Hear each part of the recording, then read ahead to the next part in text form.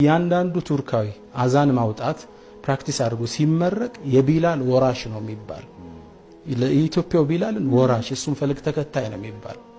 አንድ ጓደኛ ያስታውሳለሁ እዛ ቱርክ ብዙ አመት የኖረ ነውና አንዴ ታምሜ ሆስፒታል ሄድኳል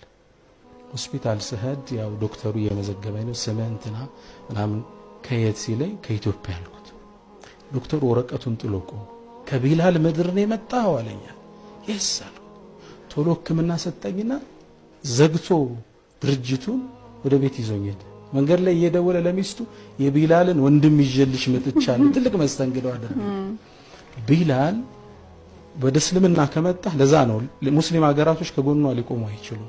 ለቢላል ዓለም ላይ ያለ ቦታ አለ ለነጃሽ ያለ ቦታ አለ ኩዌት ውስጥ እኮ ነጃሽ ሚል ሮድ እኮ አለ የተሰየመ መንገድ እኮ አለ ወደ እስልምና ከመጣች ታጣዋለች ኡሙ አይመን ማናት ነብዩ መሐመድ